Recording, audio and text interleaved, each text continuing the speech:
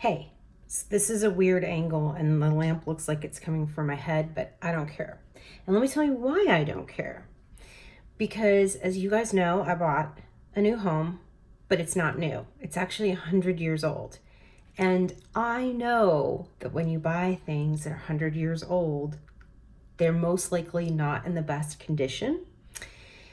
But so far we've lived here 3 weeks and I'm going to show you guys, we have leaking in my daughter's bedroom last night that completely ruined the ceiling. And she's about to come home from camp at college tomorrow. This is perfect timing. We have a dryer and a washer that were finally hooked up. And then I put the clothes in the dryer last night and went to go get them out, and they were still wet, and realized that there is no gas hookup and I have a gas dryer. We have no AC on the second floor, and we live in Florida in the summertime. It's July. Oh, we found out this morning that we had rats in the attic. Our exterminator guy, I always call him Terminator. Exterminator guy came and told us this morning that he found rat poo in the attic. So it's going well. We are completely in love with this house. Actually, I am in love with this house. And here's what I wanted to share. 2 lessons, and lessons always come in times like this, don't they? They never come when like everything's fine.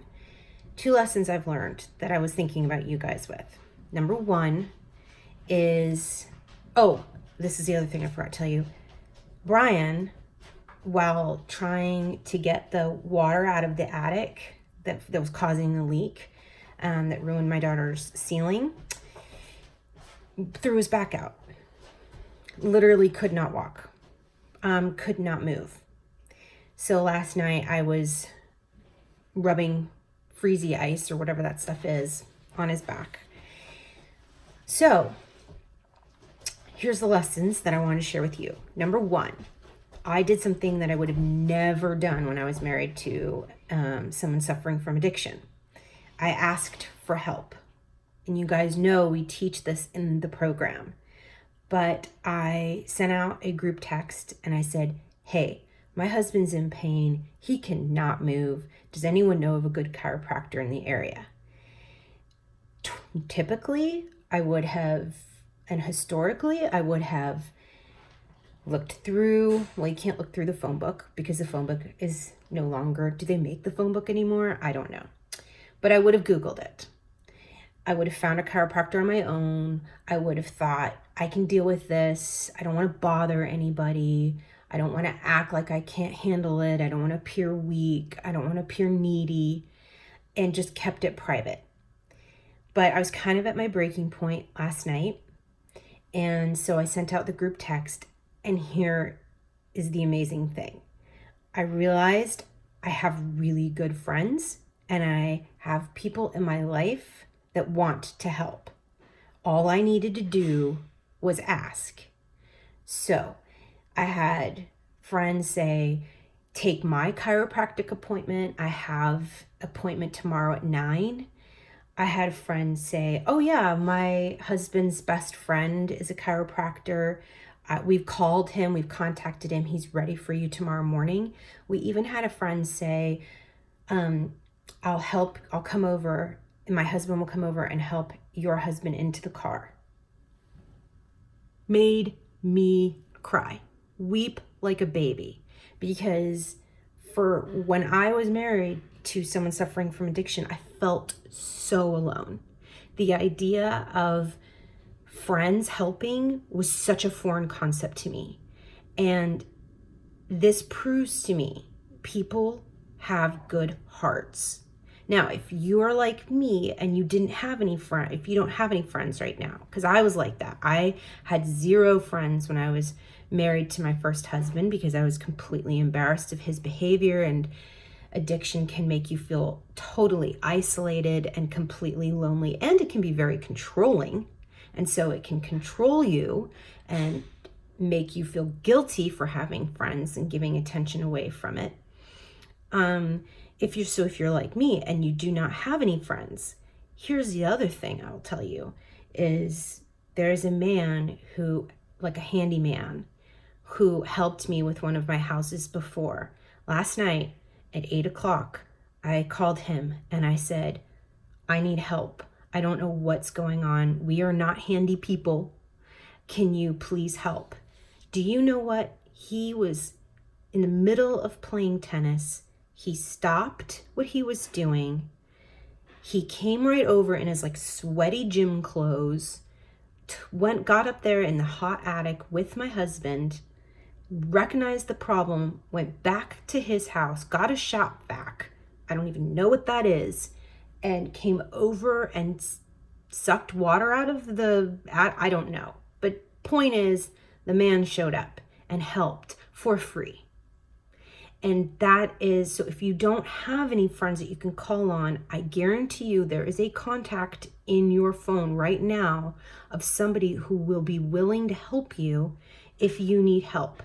So if you need help looking after your kids so that you can go get a break from the chaos that's going on in your family, if you need somebody and you want to go have coffee with them because you need to just share with somebody about your feelings of what's going on in your relationship and how, worried you are, do that. There's somebody waiting there out there. Now listen, here is the disclaimer. I tried this several times when I was married to my first husband. And some women, like I tried when I was going through my divorce, there was 2 women that I confided in separately when I was going through my divorce and said, listen, this is the truth. This is why I'm actually leaving my husband. This is what's really been going on in my family that I've been keeping from you. And both sets of women had no idea what to do with it. Like, they were lost.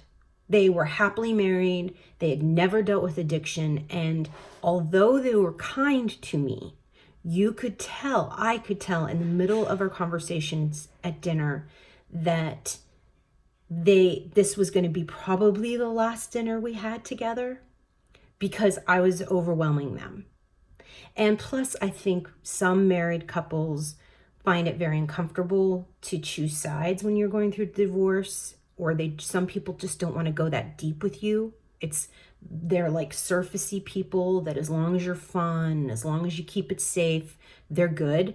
But if you go deeper, they're just out of their comfort zones and they can't help you. So if you try this, if you try to reach out to friends or women and you explain what's going on and they can't receive it, that's not on you. That's on them, right? Not to blame them. We're not going to walk away angry or hurt.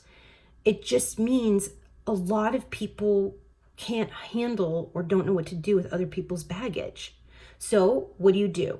Do you just give up and not try again? No, ma'am. Sorry, I just got a phone call. So that stopped that video. But you try and make more friends. You try to find your people. Your best friend and your friends are not going to show up on your front door and ring your doorbell and go, hey, I'm here to be your best friend. Best friends and friendship and reaching out to people is work. And it probably will involve rejection. I've been rejected by many people. They think, oh, whoa, you're too much for me, or you're too loud for me, or you're too crazy, and your sense of humor isn't like mine. Cool, no problem. There are women in this community that, do that. And that's fine. We're not for everyone. And you're not for everyone. Not everyone's going to like you, because not everyone's going to like me. And that's okay. But there are women out there who will be your people. And it does take work to find them. And when I say work, it means making yourself vulnerable and asking for help. It means letting people in and being willing to be rejected. Okay, so that's point number 1.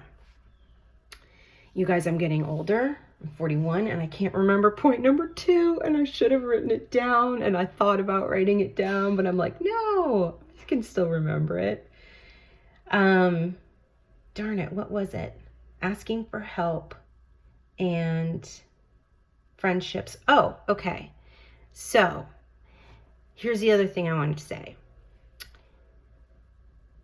You guys, the shit is kind of hitting the fan, pardon my language, but it is around here. I got no washer dryer. I got a roof caving in on my daughter's bedroom. I got rodents in my attic.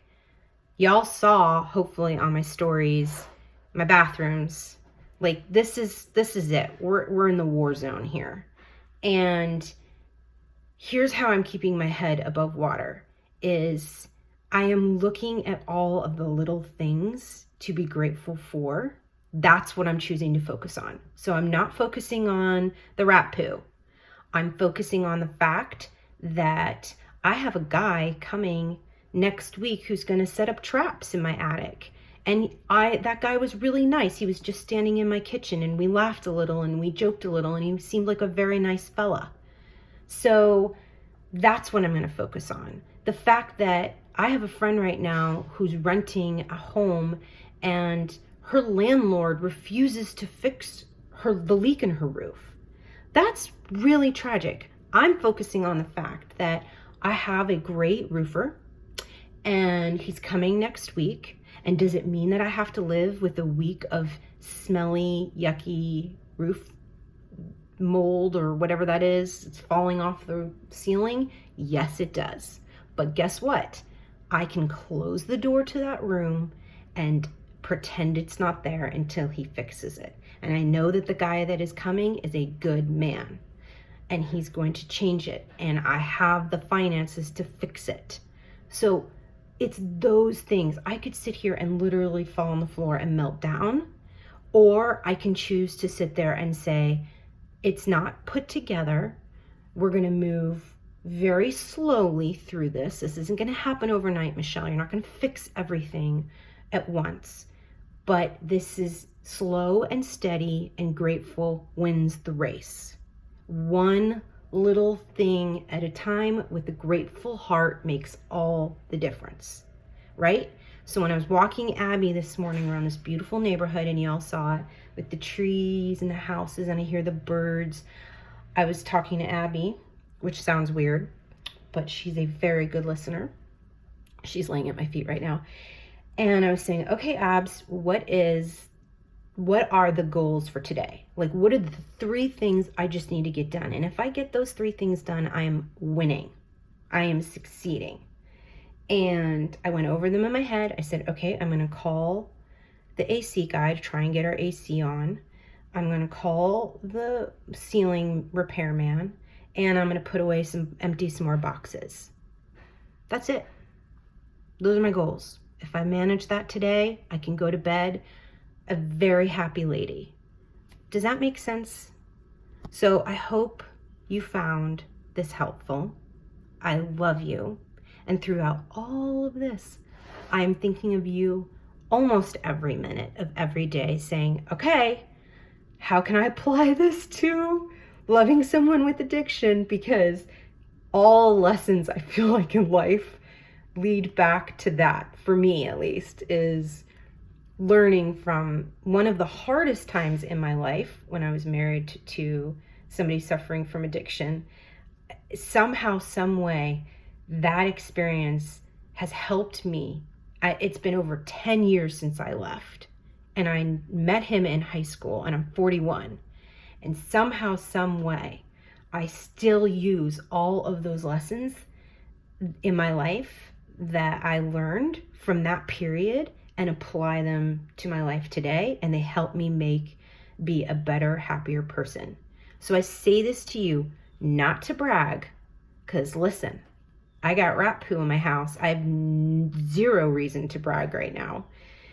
What I'm saying this to you is, if you are listening to this right now, I want you to have complete hope and faith that everything, all of the pain, all of the suffering, all of the rejection, all of the anxiety, all of the depression, that is going to be used to better you later in life. It's not wasted pain. It's purposeful. And it's a blessing, even though it might make you mad that I just said that. Because you're like, how the heck can this feel like a blessing, Michelle? You don't know. I do know. I promise you, I know exactly, okay? I hid out in a shelter with my kids. I was scared for our safety. I had to get a restraining order. I was broke. I was single. I get it. But I promise you that learn, absorb as much as you can. Listen to this program. I was talking to one of our women yesterday and she's like, Michelle, I listened to it over and over and over again and I bought it years ago. Listen to the program. Get my head in your voice so you almost know what I'm going to say next. That's how much you're listening to it. And I promise you, you're going to learn these lessons and they are going to work for your greater good so that your future is going to be so flipping fantastic that you can't even imagine how great it's going to be. It's going to be like you take your imagination, you take your, hopefully you've made your dream boards, you take the imagination of your future that you want, times that times 5. And that's going to be what you're going to get if you do the work. So get excited, dig in, get vulnerable, do the work, be grateful, and know that I am right here cheering you on every second. You've got a friend in me. That's a song, isn't it? You got a friend in me. I think that's a Toy Story song. Anyways, you do. You have a friend in me. I'm your friend. I'm your person. And so are the women in our secret Facebook group. We are your cheerleaders. We are your people, and we love you. So I hope you found this helpful, and I will keep you posted on the house situation. You're going to come along with me. We're going to do it together.